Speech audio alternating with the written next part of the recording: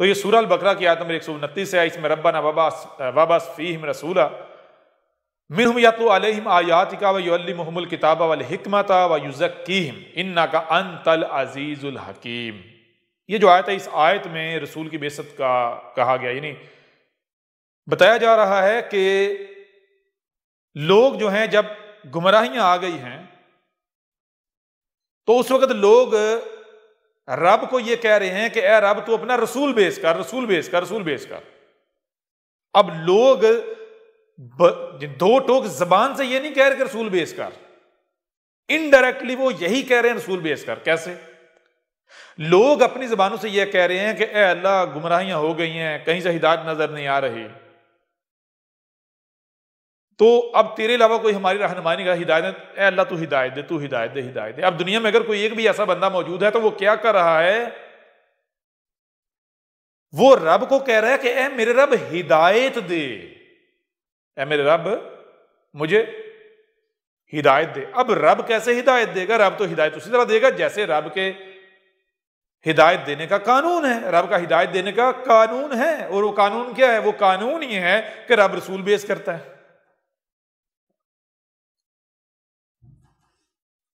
اب اگر لوگوں کو پتا ہو کہ رب کا ہدایت دینے کا یہ قانون ہے تو پھر وہ کیا کریں گے؟ وہ دعا جو رب کے آگے ہاتھ پھیلائیں گے وہ کیسی مانگیں، کیسے ہاتھ پھیلائیں گے؟ جیسے کہ حق ہے۔ لیکن چونکہ انسان گمراہی میں ہوتے ہیں، ان کو پتہ نہیں ہوتا حق کیا ہے، تو پھر ان کی دعا بھی سیدھی نہیں ہوگی، وہ بھی الٹی ٹیڑھی پھیڑی ہوگی، ٹیڑھی میڑھی۔ تو یہی چیز جو ہے وہ اس آیت میں رکھی گئی ہے کہ جب لوگ یہ کہنا ربنا ہمارے رب وابعث فیہم، ان میں بیس کر کیا کر کھڑا کر رسولن، جو رسول آتے ہیں ان میں سب سے پیچھے جو رسول ہوتا ہے، جو رسولوں کی ابتدا کرتا ہے، یعنی رسول خاتم، جو رب خود آتا ہے، رسول خاتم النبی کہاں سے آتا ہے؟ منہم، انہی سے آتا ہے۔ آج کیا کہتا ہے؟ یا تلاوہ کر رہا ہے علیہم، ان پر، آیاتی کا، تیری آیات کی، وَيُعَلِّمُهُمُ الْكِتَابَ، اور ان کو الکتاب سکھا رہا ہے، وَالْحِکْمَةَ، اور الحکمہ، وَيُزَكِّيهِمْ، اور اینڈ پر جو ہے تزکیہ کر رہا ہے۔ ہم لوگوں کے نزدیک تو یہ ترتیب ہے، لیکن ساتھ آگے یہ بھی کہا جا رہا ہے کہ یعنی کہ جب رب کو کہا جا رہا ہے ہدایت کے لیے تو کہا جائے انک انت العزیز الحکیم، انک اس میں کوئی شک نہیں، انت العزیز الحکیم، تو العزیز الحکیم، تجھے پتا ہے کہ کب، کس وقت اور کیسے رسول کو بھیجنا ہے، رسول کیسا ہوتا ہے اور کر کیا کرتا ہے، یہ تجھے پتا ہے، باریکی کا تجھے پتا ہے۔ انک انت العزیز الحکیم، اس میں کوئی شک نہیں، باریک بین علم رکھنے والا تو ہے، ہمیں تو جتنا پتا ہے ہم اتنا کہہ رہے ہیں۔ کیا کہہ رہے ہیں؟ کہ تو نے ہمیں خلق کیا ہے، تیرے علاوہ ہمیں کوئی نہیں بتا سکتا ہمارا دنیا میں آنے کا مقصد کیا ہے، کیا نہیں، کیا کرنا ہے، کیا نہیں، اس لیے صرف تو ہی ہے جو ہماری رہنمائی کر سکتا ہے، لہٰذا ہمیں ہدایت دے، ہماری رہنمائی کر۔ تو ان جو ہدایت کے طلبگار ہیں وہ اپنے طرز پر رب سے ہدایت مانگ رہے ہیں، تو رب یہ کہہ رہا ہے کہ وہ اصل میں یہ کہہ رہے ہیں، کیا کہہ رہے ہیں؟ وہ یہ کہہ رہے ہیں رسول بھیج کر۔ کون سا رسول؟ جو رب خود ہوتا ہے، رسولن، جو جتنے بھی رسول ہوتے ہیں، جو پوری لڑی ہوتی، سرکل جو ہوتا ہے ایک، اس سرکل کے اندر جو رسول ہوتے ہیں تو ان رسولوں کے پیچھے سے پیچھے جو رسول ابتدا کرتا ہے وہ کون ہوتا ہے؟ وہ رب خود ہوتا ہے، رب خود آتا ہے جو لوگوں کے لیے عملی نمونہ ہوتا ہے، جس میں اسوۃ حسنہ ہوتا ہے، پریکٹیکل ایگزامپل۔ یعنی اس آیت میں آپ کے اوپر یہ واضح ہو گیا کہ اس آیت میں قرآن کے نزول کے بعد جب دوبارہ گمراہیاں آنی تھی، ضلال مبین آنی تھیں، اس وقت بھیجے جانے والے رسول کا ذکر کیا جا رہا ہے۔ کون سا رسول؟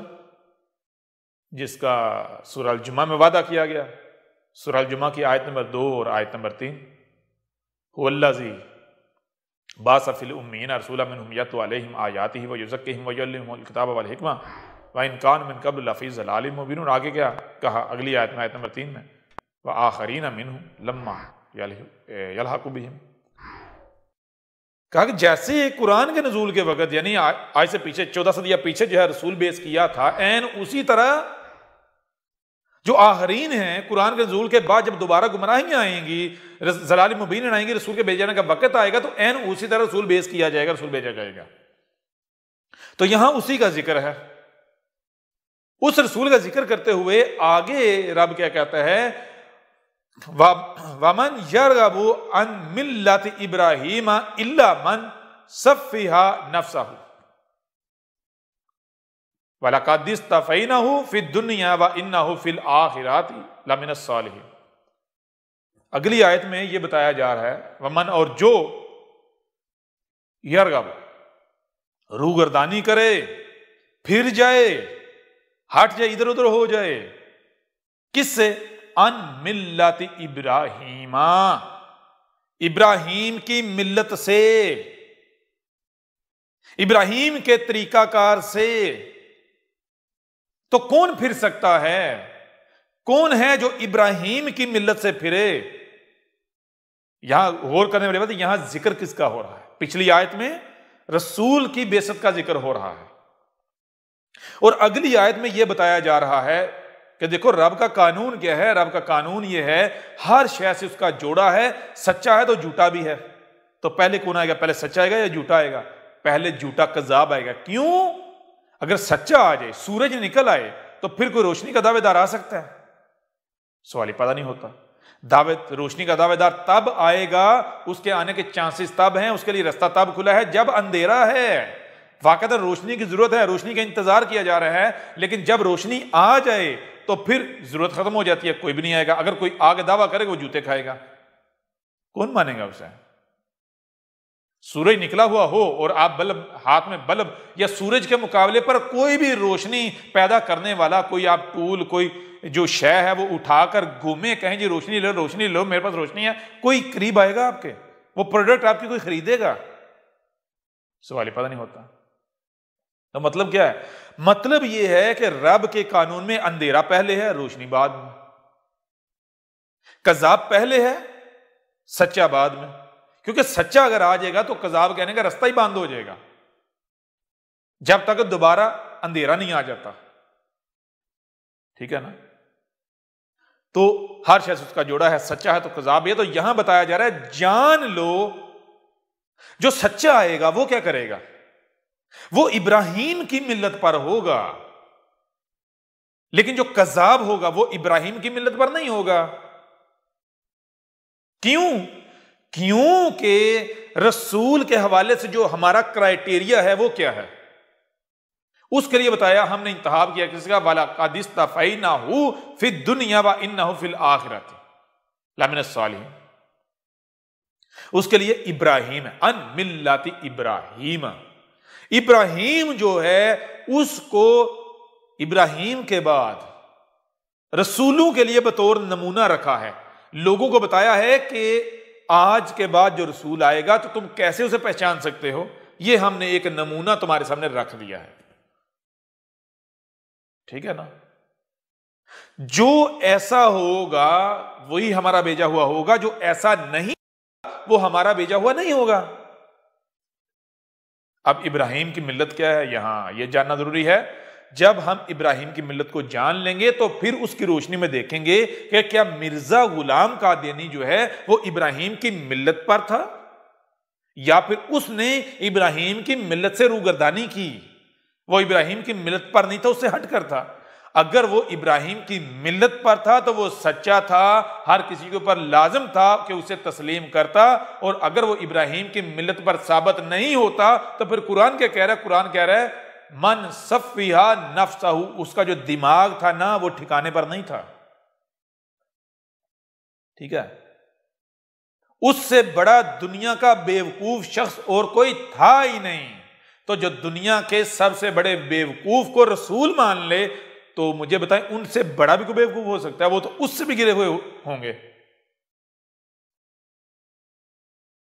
اب ہم غور کرتے ہیں، جب ہم یہ جانیں ابراہیم کی ملت کیا ہے تو قرآن کیا بتاتا ہے؟ اسی قرآن کو اٹھاؤ، کھولو، اس میں تلاش کرو، تمہیں پتہ چل جائے گا۔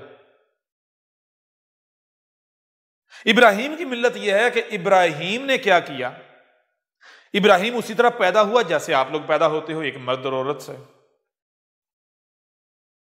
آپ میں سے ہو سکتا ہے کہ کوئی اچھے معاشرے میں، بہتر معاشرے میں پیدا ہوا ہو، لیکن ابراہیم جس معاشرے، جس سوسائٹی میں پیدا ہوا وہ سب سے نیچے کا معاشرہ تھا، سب سے نیچے کی سوسائٹی، جاہل ترین سوسائٹی، جاہل ترین معاشرہ۔ ایسے معاشرے میں پیدا ہوتا ہے، اور ایسا جاہل ترین، نہ صرف جاہل ترین سب سے نیچے کا، بلکہ اتنا ہی وہ مذہبی طور پر بہت مضبوط، مذہب پر ڈٹے ہوئے لوگ، جن کو ان کے مذہب سے ہٹانا، اپنے موقف سے ہٹانا بہت مشکل ہے، جیسے پہاڑ کو اس کے مقام سے ہٹانا۔ تو ابراہیم ایک ایسی سوسائٹی میں پیدا ہوتا ہے، ایسے معاشرے میں، کہ جس معاشرے میں اگر بچہ پیدا ہو کر بالغ ہوتا ہے تو اس بچے کو اس کے آباء و اجداد کے دین سے نہیں ہٹایا جا سکتا، ایسی سوسائٹی میں پیدا ہوتا ہے۔ ایسی سوسائٹی، ایسے معاشرے میں پیدا ہونے کے باوجود کیا ہوتا ہے، جب ابراہیم باشعور ہو جاتا ہے تو وہ اپنے باپ کے مقابلے پر کھڑا ہو جاتا ہے، وہ اپنے باپ کے دین کو، اپنے باپ کے خداؤں کو چیلنج کر دیتا ہے۔ غور کیجیے گا، جیسے آپ پیدا ہوئے اسی طرح ابراہیم پیدا ہوا، جیسے آپ کی تربیت ہوتی ہے پلتے بڑھتے ہیں، ایسے ابراہیم کی تربیت ہوئی پلے بڑھے، جیسے آپ اسی کو صحیح اور غلط کہتے ہیں جس کو آپ کے بڑے کہتے ہیں، این اسی طرح ابراہیم بھی اسی کو صحیح اور غلط کہتا رہا جس کو اس کے بڑے صحیح اور غلط کہتے رہے۔ لیکن اور کرنے والی بات ہے، آگے کیا ہوتا ہے، ایک وقت تک، اس کے وقت آپ میں اور ابراہیم میں فرق شروع ہو جاتا ہے، یعنی کہ یوں سمجھیں کہ دو افراد ہیں یا پورا معاشرہ ہے، آپ سب بھی ہیں اور ابراہیم بھی ہے، سب سفر کر رہے ہیں۔ جب سفر کی ابتدا ہوئی ہے تو ایک نقطے سے ہوئی ہے، سب اکٹھے چل، ابراہیم بھی چل رہے ہیں، آپ بھی چل رہے ہیں، چلتے چلتے چلتے ایک نقطہ ایسا آتا ہے، ایک مقام ایسا آتا ہے جہاں پر آپ سب پورے کا پورا مجمع جو ہے، سوسائٹی، معاشرہ ایک طرف چل پڑتا ہے اور ابراہیم دوسری طرف، اکیلا دوسری طرف۔ ابراہیم پیدا ہوتا ہے 100% والدین کا محتاج، جیسے آپ ہوتے ہیں، وہی کھاتا ہے، وہی پیتا ہے جو والدین کھلاتے پلاتے ہیں، وہی پہنتا ہے جو والدین پہناتے ہیں۔ جب پیدا ہوتا ہے 100% والدین کا محتاج ہوتا ہے، لیکن جیسے جیسے رب صلاحیتوں سے نوازتا جاتا ہے، اس کے اندر صلاحیتیں ڈیولپ ہوتی چلی جاتی ہیں، تو ویسے ویسے وہ کیا کرتا ہے، والدین کی محتاجی، بڑوں کی محتاجی سے آزادی کی طرف سفر، خود مختاری کی طرف سفر کر رہا ہے۔ آپ بھی کر رہے ہیں، آپ کو پتا ہے کہ جیسے جیسے آپ بااختیار ہوتے چلے جاتے ہیں تو آپ خود سے کھانا شروع کر دیتے ہیں، خود سے پینا، خود سے پہنا، خود سے نہانا، خود سے چلنا شروع کر دیتے ہیں ادھر ادھر جب جانا ہوتا ہے، لیکن پہلے والدین کے محتاج ہوتے ہیں۔ تو ابتدا میں جب آپ پیدا ہوتے ہیں 100% آپ والدین کے محتاج ہوتے ہیں، بڑوں کے محتاج ہوتے ہیں، لیکن جیسے جیسے وقت گزرتا چلا جاتا ہے تو آپ کی محتاجی جو ہے وہ ریڈیوس، کم ہوتی چلی جاتی ہے۔ کیوں؟ کیونکہ رب آپ کو وہ صلاحیتیں دیتا چلا جاتا ہے، جیسے جیسے وہ صلاحیتیں آتی چلی جاتی، آپ خود مختار ہوتے چلے جاتے ہیں۔ اب ایک وقت تک کیا ہوتا ہے کہ آپ یہ خود مختاری والا سفر کرتے ہیں، لیکن اس کے بعد آپ بریک لگا دیتے ہیں۔ ابراہیم نے یہ نہیں کیا۔ ابراہیم نے کیا کیا؟ ابراہیم نے دیکھا کہ جب میں پیدا ہوا 100% بڑوں کا محتاج تھا۔ کیوں؟ کیونکہ میرے اندر یہ صلاحیتیں نہیں تھیں، لیکن جیسے جیسے مجھے رب نے صلاحیتیں دی، میں نے ان صلاحیتوں کا استعمال کرنا شروع کیا۔ کیوں؟ کیونکہ میرے رب نے مجھے صلاحیتیں دی، اس لیے۔ تو سوال یہ پیدا ہوتا ہے کہ آج میں کسے صحیح کہہ رہا ہوں اور غلط کسے کہہ رہا ہوں؟ اگر میں دوسروں کو دیکھوں تو میں کیا دیکھتا ہوں، ہر کوئی اسی کو صحیح اور اسی کو غلط کہہ رہا ہے جس پر اس نے اپنے بڑوں کو پایا ہے۔ جس کو اس کے بڑے صحیح کہہ رہے ہیں وہ اسی کو صحیح کہہ رہا ہے، جس کو اس کے بڑے غلط کہہ رہے ہیں اسی کو غلط کہہ رہا ہے۔ کیا اس کو شعور نہیں دے دیا گیا، عقلی طور پر بالغ نہیں کر دیا گیا، کہ اسے صحیح اور غلط کی پہچان سے نواز نہیں دیا گیا؟ یہ صلاحیت رب نے نہیں دے دی؟ اگر تو یہ صلاحیت نہیں دی، اس حوالے سے وہ اپنے بڑوں کا یا والدین کا محتاج ہے، تو بات میک سینس کرتی ہے، سمجھ آتی ہے۔ لیکن اگر رب نے اس صلاحیت سے نواز دیا ہے، اس حوالے سے با اختیار کر دیا ہے، بالغ کر دیا ہے، تو پھر مجھے یہ بتایا جائے کہ رب نے یہ صلاحیت کیوں دی اگر اس کا استعمال نہیں کرنا؟ اگر اسی کو صحیح کہنا ہے، اسی کو غلط کہنا ہے جس کو بڑے کہہ رہے ہیں، تو پھر رب نے یہ صحیح اور غلط کا فیصلہ کرنے کی صلاحیت دی کیوں؟ عقل کیوں دی؟ عقلی طور پر بالغ کیوں کر دیا؟ ابراہیم نے دیکھا ہر کوئی کہتا ہے میں حق پر ہوں، لوگ اس کا جو معاشرہ ہے، سوسائٹی گروہوں میں، فرقوں میں تقسیم ہے، ہر فرقے کا یہی دعویٰ ہے کہ ہم حق پر ہیں اور باقی سارے غلط ہیں، باقی باطل ہے، ہر کسی کا یہی دعویٰ ہے۔ اور کس بنیاد پر ہر کوئی اپنے حق ہونے کا اعلان کر رہے؟ صرف ہر ایک کے پاس صرف یہ بنیاد ہے کیونکہ ہم نے اپنے بڑوں کو اس دین پر پایا. یہ وہ دین ہے جو نسل در نسل چلا آ رہا ہے. اس وجہ سے ہم سچے ہیں، ہم حق پر ہیں. اور ہر کوئی جو ہے وہ کہہ رہا ہے یہ دین ہمارے رسول سے چلا آ رہا ہے، اور واقعتاً جس سے وہ منسوب کر رہے ہوتے ہیں رب اسے رسول کہتا ہے. اب ابراہیم دیکھتا ہے کہ کیا مجھے رب نے شعور نہیں دے دیا، شعوری طور پر بالغ نہیں کر دیا؟ جب مجھے شعوری طور پر بالغ کر دیا تو کیوں کیا؟ شعوری طور پر بالغ ہونے کے باوجود بھی اگر میں نے اس حوالے سے والدین کا ہی محتاج رہنا ہے تو پھر مجھے چاہیے کہ میں 100% والدین کا محتاج یا بڑوں کا محتاج رہوں. باقی معاملات میں بھی اگر باقی معاملات میں جن معاملات میں مجھے باشعور کر دیا، مجھے بالغ کر دیا، اگر ان میں نے خود مختار بننا ہے، میں خود مختاری کا اعلان کرتا ہوں تو پھر مجھے 100% خود مختاری کا اعلان کرنا چاہیے. جس معاملے میں باشعور بالغ کر دیا گیا اس معاملے میں مجھے خود مختاری کا دعویٰ کرنا چاہیے، اعلان کرنا چاہیے، خود مختار ہونا چاہیے. تو آج کیا مجھے شعوری طور پر عقلی طور پر بالغ نہیں کر دیا گیا نا؟ تو پھر میں اسی کو صحیح کیوں کہہ رہا ہوں جس کو میرے بڑے صحیح کہہ رہے ہیں، اسی کو کیوں غلط کہہ رہا ہوں جس کو میرے بڑے غلط کہہ رہے ہیں؟ کیا مجھے یہ صلاحیت نہیں دے دی گئی؟ صلاحیت دے دی گئی ہے تو میں پہلے ان صلاحیتوں کا استعمال کروں. کیوں؟ کیونکہ میرے رب نے اس لیے مجھے یہ صلاحیتیں دی ہیں. لہٰذا یہاں پر تفریق ہو جاتی ہے. باقی گھروں میں، اس سوسائٹی میں، معاشرے میں پیدا ہونے والے بچے اسی کو صحیح اور غلط کہہ رہے ہیں جس کو ان کے بڑے صحیح اور غلط کہہ رہے ہیں، باوجود اس کے کہ ان کو رب نے عقلی اور شعوری طور پر بالغ کر دیا. لیکن ابراہیم ہے کہ اس کا رستہ الگ ہو جاتا ہے. وہ کہتا نہیں، میں اس دین پر نہیں چلوں گا جس دین پر میں نے اپنے آباء و اجداد کو پایا، الا یہ کہ وہ صحیح ثابت ہو جائے. اگر وہ سچا ثابت ہو جائے وہ دین تو میں اس کے اوپر چلوں گا، اگر وہ سچا ثابت نہیں ہوتا تو میں اس کے اوپر نہیں چلوں گا.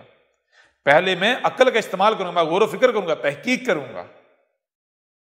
مجھے جو صلاحیتیں دی رب نے ان صلاحیتوں کا استعمال کروں گا. اگر وہ حق ثابت ہو تو اس کے اوپر چلوں گا، اگر حق ثابت نہ ہو تو پھر اس کے اوپر نہیں چلوں گا. اس کے اوپر چلوں گا جو حق ثابت ہو، بے شک خواب پوری کی پوری دنیا ایک طرف ہو جائے. کیوں؟ کیونکہ دوسری طرف میرا رب ہوگا. تو کیا رب کمزور ہے؟ اگر میں رب کے ساتھ کھڑا ہو جاؤں گا، میں رب کو پکڑوں گا تو کیا رب مجھے نقصان پہنچنے دے گا؟ رب کیا کمزور ہے؟ یہ لوگ طاقتور ہیں، معاشرہ طاقتور ہے؟ نہیں. تو آپ جانتے ہیں ابراہیم نے کیا کیا؟ کیا کیا ابراہیم نے؟ کیا ابراہیم نے وہ کیا جو آپ کر رہے ہیں یا اس وقت کا معاشرہ کر رہا تھا، باقی سب کر رہے تھے؟ نہیں. ابراہیم نے جب غور و فکر کیا، تحقیق کی، تو پتا چلا کہ سب کے سب گمراہ ہیں، سب کے سب. جب ابراہیم نے تحقیق کی تو فرقہ در فرقہ اپنے آباء و اجداد کے فرقے سے سفر شروع ہوا، دوسرے فرقے میں، دوسرے، تیسرے، چوتھے، پانچویں، مختلف فرقوں کی طرف رخ کرتا گیا ہدایت کے نام پر، حق کے نام پر. جب تمام فرقوں کو چھان پٹک لیا تو پتا چلا یہ سب کے سب گمراہ ہیں، کسی کے پاس بھی حق نہیں ہے، کہیں پر بھی اسے اطمینان حاصل نہیں ہوا. تو پھر وہ گڑ گڑایا رب کے سامنے. جب اس نے اپنا رخ رب کی طرف کیا تو رب نے اس کے اوپر حق واضح کیا. جب رب نے اس کے اوپر حق واضح کیا تو پھر ابراہیم نے اپنے آباء و اجداد کی پرواہ نہیں کی، اپنے آباء و اجداد کے دین کی پرواہ نہیں کی، اس معاشرے کی، ان سوسائٹیوں کی، ان کی پرواہ نہیں کی. ٹھیک ہے نا؟ ابراہیم اپنے آباء و اجداد کے دین پر نہیں چلا. پھر ابراہیم نے کیا کیا؟ اس وقت کے خداؤں سے ٹکر لے لی. ذرا غور کریں، اس وقت کے جو خدا تھے، معاشرے، سوسائٹی کے سب سے پاورفل ترین وہ کون تھے؟ سخت سے جو طاقتور تھے وہ کون تھے؟ وہ بت تھے جن کو لوگ اپنے خدا مانتے تھے، جن کی پوجا کر رہے تھے. اب ایک طرف حق تھا، رب تھا، اور دوسری طرف پورے کا پورا معاشرہ، سوسائٹی. ظاہر میں دیکھا جائے تو ابراہیم کا کوئی بھی حمایتی نہیں تھا، ابراہیم کا ساتھ دینے والا کوئی بھی نہیں تھا. تو ابراہیم نے کیا کیا؟ ابراہیم نے اپنے آباء و اجداد کے دین کو سچا ثابت کرنے کی بجائے اس کے اوپر کلہاڑے چلائے. اپنے آباء و اجداد کے جو خدا تھے، جو رب تھے، جو اللہ تھے، جو ایشور تھے، ان کو کلہاڑوں سے ان کو پاش پاش کر دیا. کسی کی پرواہ نہیں کی. یہ ہے ابراہیم کی ملت. تو قرآن کی ان آیات میں سورہ البقرہ کی آیت نمبر 30 اور اس سے پیچھے جو 129 ہے، کیا بتایا جا رہا ہے؟ آیت نمبر 129 میں تو بتایا جا رہا ہے رسول کی بعثت کا. رسول بیعث کیا جائے گا. کب بیعث کیا جائے گا؟ جب وقت آئے گا جو رب نے قانون میں کر دیا. اور وہ وقت کون سا ہوتا ہے؟ جب ضلال مبین ہوتی ہیں، جب کوئی بھی حق پر ہدایت پر نہیں ہوتا.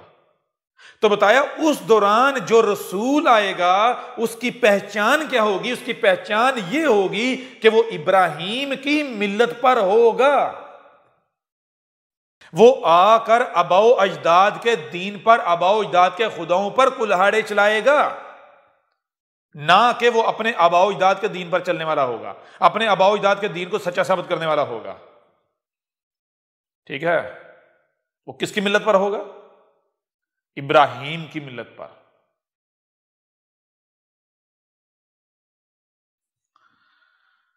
تو اب میں آپ سے سوال کرتا ہوں، ذرا غور کریں.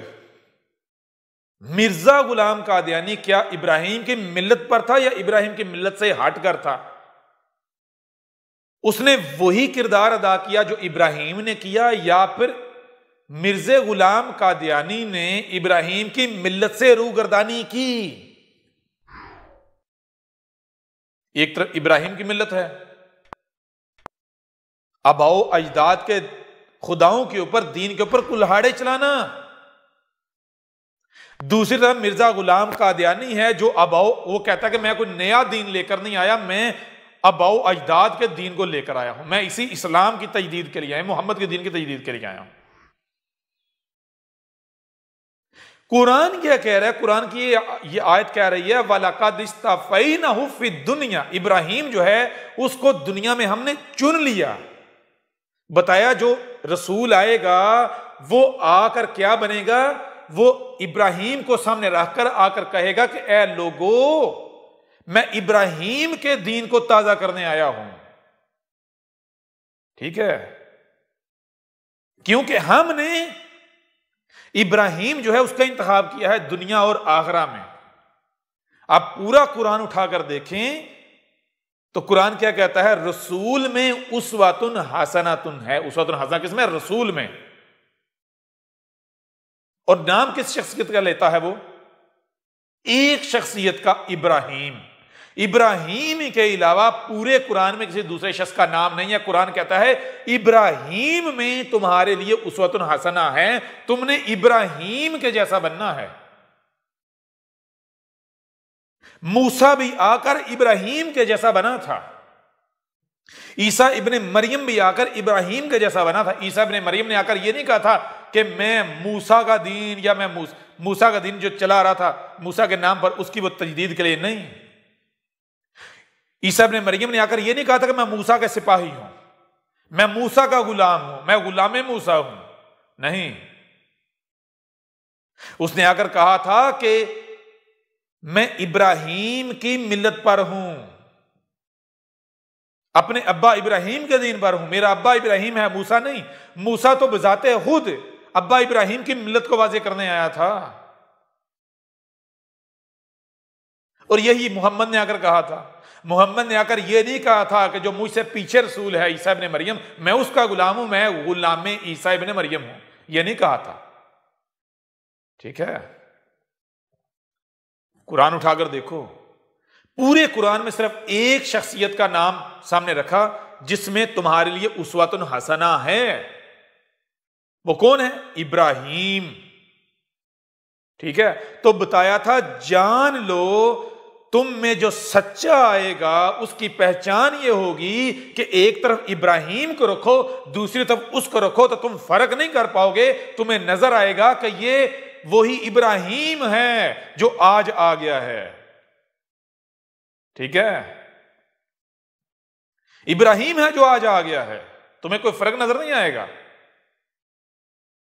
جو دنیا کی کسی حکومت کی کسی طاقت کی پرواہ نہیں کرے گا، جو معاشرے سوسائٹی کی پرواہ نہیں کرے گا، جو آباء و اجداد کے دین کا دفاع نہیں کرے گا بلکہ آباء و اجداد کے دین کے اوپر کلہاڑے چلائے گا. ٹھیک ہے؟ وہ یہ پرواہ نہیں کرے گا کہ دنیا اس کی دشمن ہو جائے گی، وہ یہ نہیں دیکھے گا کہ اس کے سامنے نمرود ہے، زمین پر دنیا کا طاقتور ترین شخص، اس کی حکومت، وہ ٹکرا جائے گا۔ وہ یہ نہیں کہے گا کہ یہ دنیا میں طاقتور ہے، میں اس کا مقابلہ نہیں کر سکتا، اگر لڑوں گا تو نقصان اٹھاؤں گا، مارے جاؤں گا، یہ ہلاک ہو جاؤں گا۔ نہیں، ٹھیک ہے، وہ کسی سے کوئی خوف نہیں کھائے گا، یہ بتایا تھا۔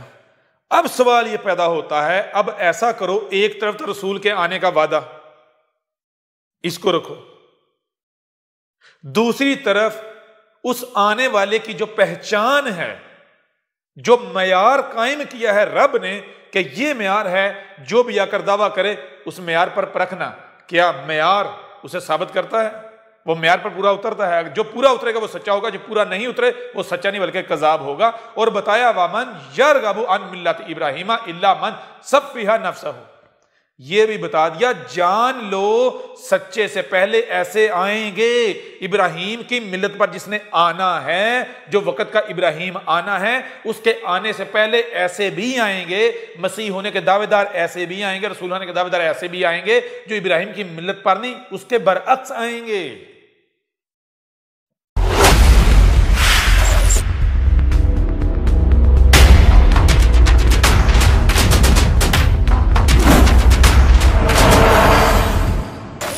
مرزا غلام قادیانی کون تھا؟